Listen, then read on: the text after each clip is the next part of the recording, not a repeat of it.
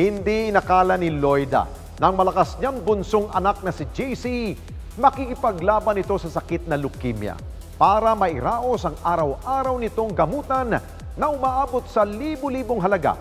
Si Loida, sinisikap na kumita sa pamagitan po ng pagtitinda ng banana chips. Hanggang saan nga ba ang kanyang gawin ng isang ina para patuloy na madugtungan ang buhay ng kanyang anak? Ating pong panoorin.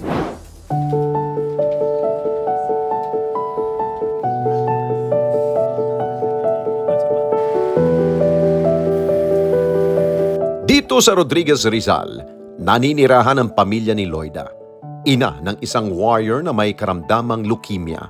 Nakilala natin sila sa ilang mga outreach program na ikinakasa ng ating mga certified e-responder na nakuhanan sa programa. Suki rin ang programa sa mga panindang banana chips ni Loida. Dahil sa sideline niyang ito, nakakuha siya ng pangtustos sa gastusin ni John Carlo.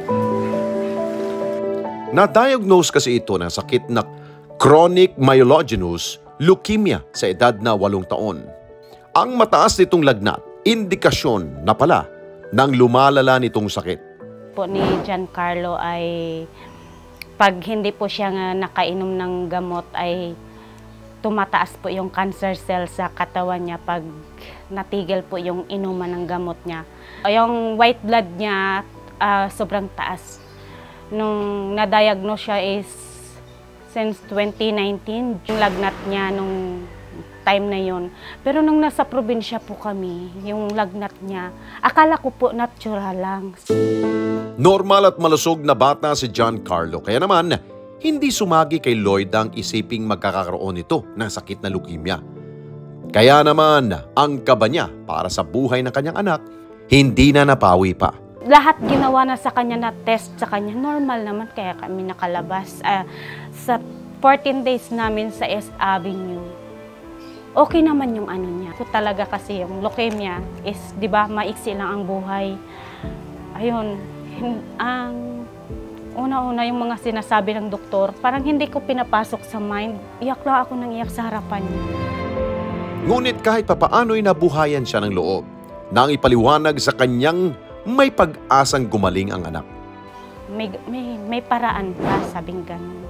Sabi niya, yung leukemia is maraming klase. Pero nung time na yun, wala talaga ako sa isip ko sa akin. Ang gagawa tayo ng paraan. Pero itetest natin siya. May itetest tayo sa kanya. Sa paglipas sa mga araw, patuloy ang pagtaas ng cancer cells ni John Carlo. Dati na sa PCMC 90 lang white blood niya. Nung lumipat kami ng PGH, umabot na po ng 298 yung ano niya, white blood. Kaya sabi ng doktor, hindi na pwede kayong umuwi. ER na kayo, ER, hindi na pwede. Sabi gano'n. Umiiyak na naman ako. Sabi ko, anak, admit na naman ikaw. At nang malaman ang klase ng cancer na tumama sa kanya, panibagong pagsubok na naman ang kanilang naranasan. Yung chronic myelogenous leukemia, yung total, ano talaga yung pinaka-findings ng doktor sa kanya. Kumbaga, mas safe siya sa mga high risk na mga leukemia na kinikemo. Ano na lang namin yung sabi ng doktor sa amin, magsimula na kami sa gamutan niya na panghabang buhay na oral chemo daw. Sobrang hirap, lalong-lalo na yung sa gamutan niya. Kasi that time, hindi ko pa alam kung paanong lakaran sa mga politiko pag humihingi ng tulong.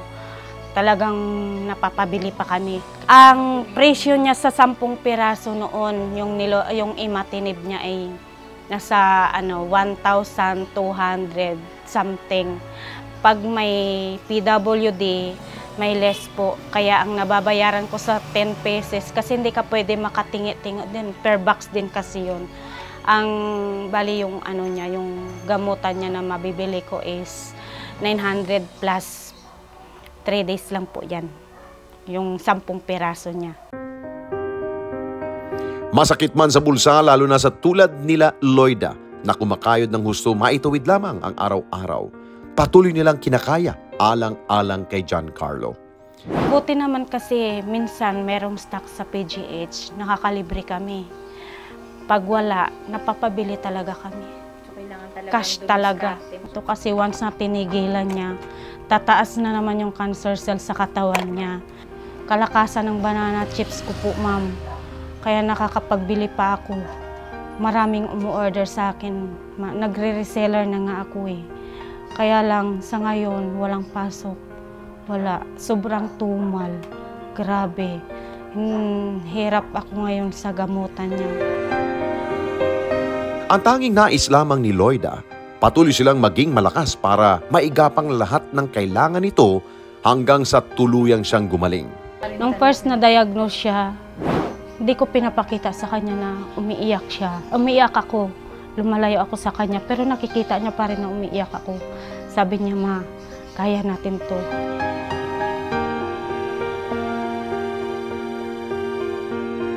Sa muli naming pagbisita kay Loida, inabutan namin siyang abala sa pag-aayos ng paninda niyang banana chips. Ang matumal noong bentahan ng kanyang itinitinda, unti-unti na namang sumisigla. At dahil dito, kahit papaano, naitatawid nila ang gamutan ni John Carlo. Okay naman po, parang normal nga eh. Hindi nga akalain ng mga kapitbahay ko na may sakit siya eh. Pero deep inside, ma'am, pag dito na kami sa loob niyan, minsan, sumasakit yung mga tuhod niya.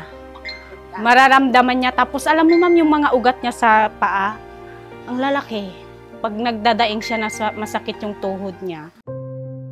Ibinalita rin niyang inilakad niya ang ilang tulong para sa gamutan ni Carlo sa pamagitan ng mga guarantee letters. Opo, man, nakailang bili din ako. Ilang 9,000 a month din ang naano namin buwan-buwan. Siyempre, kailangan hindi pwede maputol, ma'am, kasi sa marami kami talaga kasamahan nagkandawalaan.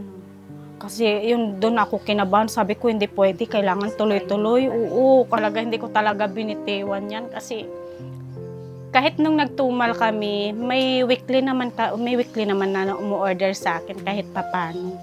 Mga 5 kilo. Nakakatulong din kahit papano sa amin, sa pang-araw-araw.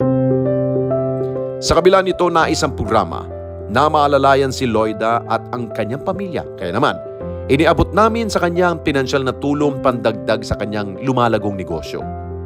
At least meron akong pandagdag sa sa may banana chips para tuloy-tuloy yung ko. Ay.